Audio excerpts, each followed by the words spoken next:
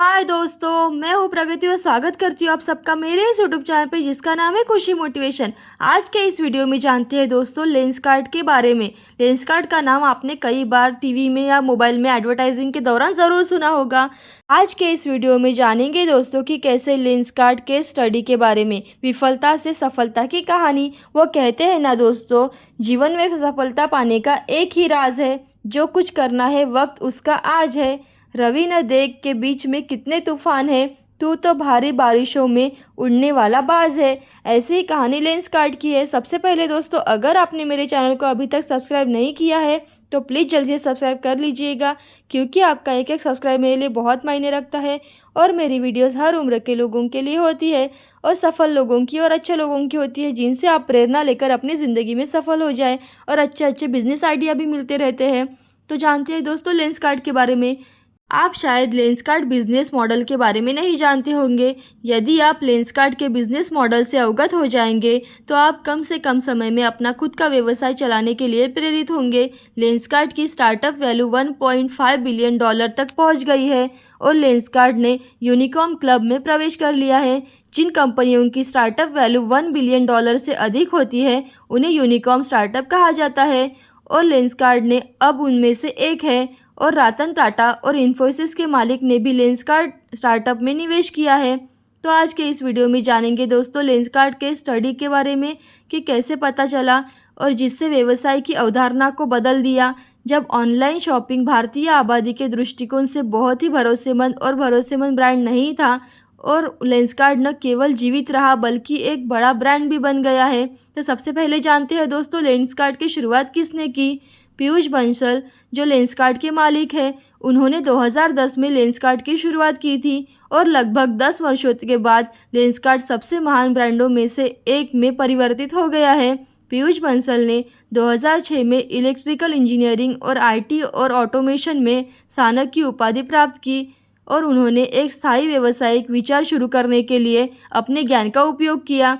अपनी स्नातक की पढ़ाई पूरी करने के बाद वह भारत लौट आए और भारतीय प्रबंधन संस्थान बेंगलुरु से अपनी पोस्ट ग्रेजुएशन की पढ़ाई पूरी की। अपनी पोस्ट ग्रेजुएशन की पढ़ाई पूरी करने के तुरंत बाद ही उन्होंने माइक्रोसॉफ्ट में प्रोग्रामिंग मैनेजर के रूप में नौकरी की, और एक निश्चित समय के बाद उन्होंने व्यवसाय में कूदने के लिए वह नौकरी भी छोड़ दी।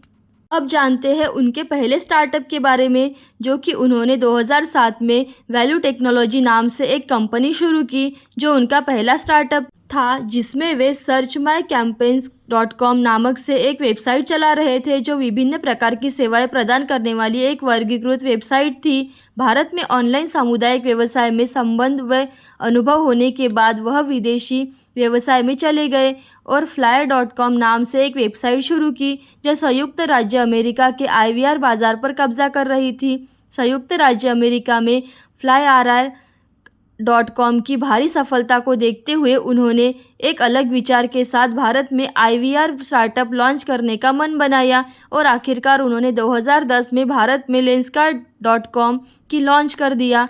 अब जानते हैं दोस्तों उनके लेंसकार्ट बिजनेस मॉडल के हाइलाइट्स के बारे में। Inventory LED business model 5000 plus किसानों को प्रकार प्रदान करता है। लेंस में 45 प्लस गुणवत्ता की पेशकश, खुद के डिज़ाइनर और स्टाइलिश होना, विनिर्माताओं को डिज़ाइन और शैलियों आउटसोर्स कराता है।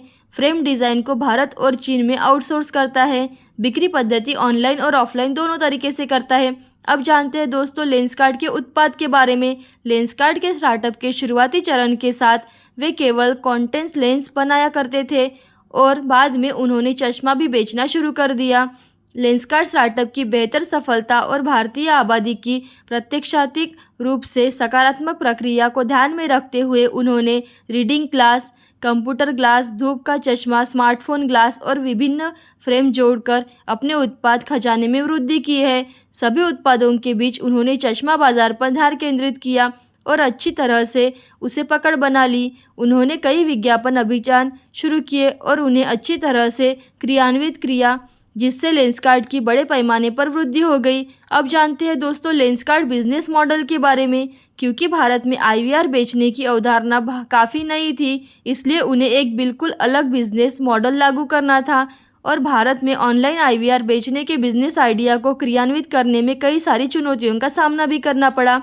यह 2010 से 2012 के आसपास का समय था और भारतीय आबादी ऑनलाइन उत्पादों, खरीदारी और सेवाओं पर न तो अधिक भरोसा कर पा रही थी और न ही अधिक भरोसा था। लेंसकार्ट अपने उत्पादों को ऑनलाइन और ऑफलाइन दोनों तरीके से बेच रहा है।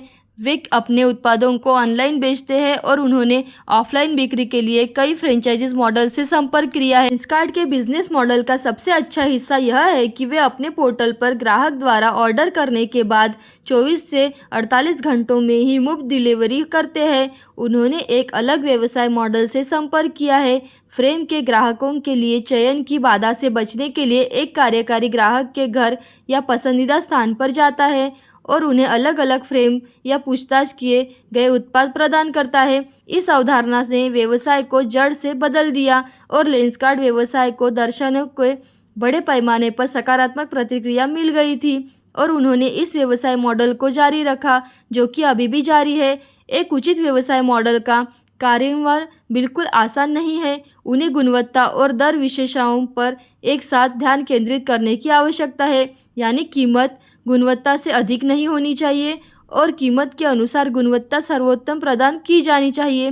2017 से 2018 के दौरान लेंसकार्ट लाभदायक क्षेत्र में प्रवेश कर गया और 2019 में यह एक यूनिकॉर्न स्टार्टअप बन गया। लेंसकार्ट बिजनेस मॉडल एक इन्वेंटरी आधारित बिजनेस मॉडल है, जहां वे ग्राहकों को 45 प्लस लेंस गुणों के साथ 5000 से अधिक फ्रेम प्रदान कर रहे हैं। अन्य डिज़ाइनों के साथ गठजोड़ करने के बजाय लेंसकार्ट के पास अपने डिज़ाइनर और स्टाइलिश है, जो फ्रेम, लेंस और सभी उत्पादों को एक डिज़ाइन और शैली को अनुकूल करते हैं, जिन्हें वे भारत और चीन के निर्माताओं को आउटसोर्स करते हैं। वे बिक्री बढ़ाने के लिए केवल एक मंच पर ध्यान केंद्रित नहीं करते हैं, वे ऑनलाइन और ऑफलाइन दोनों बिक्री तरीकों को कवर कर रहे हैं। उनके पास उन ग्राहकों के लिए अपना पोर्टल है जो लेंसकार्ट के उत्पादों को ऑनलाइन खरीदना चाहता है और ऑफलाइन ग्राहकों के लिए भी वे विभिन्न शहरों में एक फ्रेंचाइजीज मॉडल और आउटलेट पेशकश कर रही है। अब जानते हैं दोस्तों भारत में लेंसकार्ट फ्रेंचाइजीज की लागत और मॉडल के बारे में। यदि आप लेंसकार्ट की फ्रेंचाइजीज प्राप्त करना चाहते हैं तो यह लेंसकार्ट की फ्रेंचाइजीज पोर्टल पर जा सकता है, जहां उन्हें वेब पेज पर मांगी गई जानकारी जमा करनी होगी और लेंसकार्ट की टीम आवेदन की समीक्षा के लिए कुछ दिनों बाद उनसे संपर्क करेगी।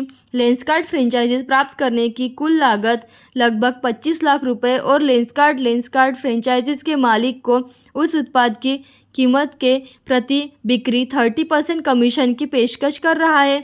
अब जानते हैं दोस्तों मूल्य निर्धारण और गुणवत्ता के बारे में। जैसा कि मैंने पहले ही कहा है कि लेंसकार्ट का बिजनेस मॉडल ग्राहक की खरीदारी क्षमता को ध्यान में रखते हुए किया गया है और एक ब्रांड होने के बावजूद वे न केवल महंगे चश्मे, फ्रेम और अन्य उत्पाद ही पेश नहीं करते हैं। उनकी शुरुआत महज 10 रुपये से हो रही है और 400, जो ग्राहक के प्रत्येक वर्ग के लिए किफ़ायती है। और यह लेंसकार्ट बिजनेस मॉडल का मुख्य बिंदु है, जो कि वे ग्राहक की प्रत्येक श्रेणी को कवर कर रहे हैं, जो उनके व्यवसाय को लाभदायक, स्केलेबल और टिकाऊ बनाता है। यदि हम लेंसकार्ट के मामले में अध्ययन और लेंसकार्ट व्यवसाय मॉडल की सफलता के कारण का विश्लेषण करते हैं तो हमने पाया है कि गुणवत्ता वाले उत्पादों की उचित कीमत सबसे महत्वपूर्ण प्रमुख बिंदुओं में से एक है। उन्होंने भारत में केवल प्रत्येक वर्गों के लिए ही नहीं बल्कि हर किसी के लिए लक्ष्य केंद्रित किया और ऐसे उत्पाद बनाए जो हर ज़रूरतमंद के लिए किफ़ायती हो सके। और जानते हैं दोस्तों लेंसकार्ट मार्केटिंग रणनीति के बारे में, जो कि सबसे इम्पोर्टेंट पॉइंट है। मार्केटिंग रणनीति की भूमिका उन विशेषताओं में से एक है जो किसी भी व्यवसाय के व्यापक सफलता में योगदान करती है। मैंने पहले ही सच्चाई साझा की है, अच्छी मार्केटिंग रणनीति के साथ सबसे अच्छे खराब उत्पाद बेच सकते हैं और अगर आप खराब मार्केटिंग रणनीति के साथ सबसे अच्छा उत्पाद नहीं बेच सकते हैं। उस समय भारत में चश्मा बेचने का व्यवसाय अवधारणा काफ़ी नई थी और इसलिए उन्हें एक बिल्कुल अलग मार्केटिंग रणनीति लागू करनी थी। उन्होंने फर्स्ट फ्रेम फ्री का पहला अभियान चलाया जिसके तहत वे ग्राहकों को पहला फ्रेम मुफ्त प्रदान कर रहे थे। यह एक बार या पहले ग्राहक को एक वफादार और लंबे समय तक चलने वाले ग्राहक में बदलने की रणनीति है।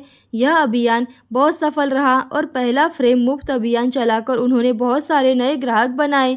यह अभियान उन ग्राहकों के लिए था जो अपने जीवन में पहली बार IVR आजमा रहे थे। यह अभियान बहुत सफल रहा। लेंसकार्ट का एक और सफल अभियान ट्राई फ्रेम एट होम था, जिससे लेंसकार्ट का एक कार्यकाली आपके घर आता है और आपको परीक्षण और चयन के लिए विभिन्न फ्रेम प्रदान करता है। उसके साथ ही वे उसी रणनीति के साथ घर पर मुफ्त नेत्र जांच प्रदान कर रहे हैं, जो आश्चर्यजनक रूप से काम करती है। इसलिए ये सेवाएं स्थान की सीमाओं के कारण बाधाएं हैं और राज्यों को कवर करने वाले विभिन्न शहरों में दिन ब दिन इनका विस्तार हो रहा है। तो जानते हैं इन मार्केट नीतियों का क्या परिणाम हुआ। लेंसकार्ट व्यवसाय आंकड़ों के अनुसार ये मार्केटिंग रणनीतियाँ उन्हें 50% से रूपांतर दिलाती है। इसका मतलब यह है कि अगर उन्होंने एक महीने में लगभग 500 घरों का दौरा किया होगा तो उन्हें लगभग 250 रूपांतरण और ग्राहक मिले होंगे। यही नहीं रुके, वे लेंसकार्ट व्यवसाय में प्रौद्योगिकी को लागू करने के लिए बहुत करीब है और वर्तमान में वे 3D विजुअलाइजेशन तकनीक पर काम कर रहे हैं।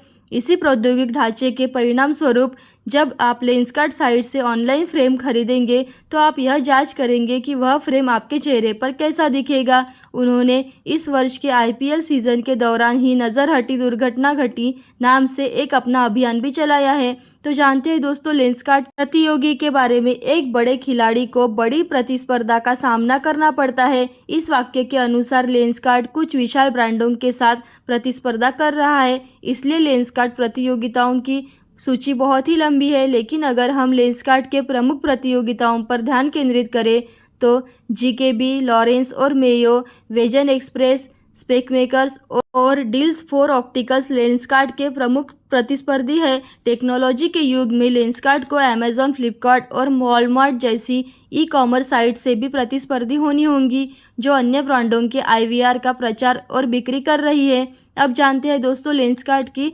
सफलता का मुख्य राज क्या है।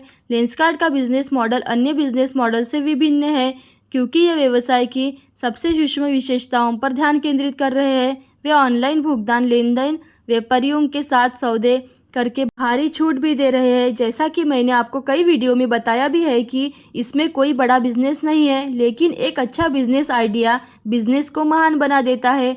अब समय को पलटे और सोचे कि चश्मा बेचना तो बहुत पुराना व्यवसाय है ना। लेकिन लेंसकार्ट के बिजनेस मॉडल ने इसे दूसरों से अलग बना दिया है। लेंसकार्ट के आने से पहले हजारों व्यवसायी IVR बेच रहे थे और बेच रहे भी हैं, लेकिन लेंसकार्ट ने $1.5 बिलियन का आंकड़ा छू लिया, जबकि अन्य ने ऐसा कुछ नहीं किया है। लेंसकार्ट के बिजनेस मॉडल ने इसे मजबूती और स्थिर बनाया। पीयूष बंसल भी पुराना बिजनेस चलाते थे, लेकिन नए विचारों के साथ, और यही उनकी सफलता का मुख्य बिंदु है।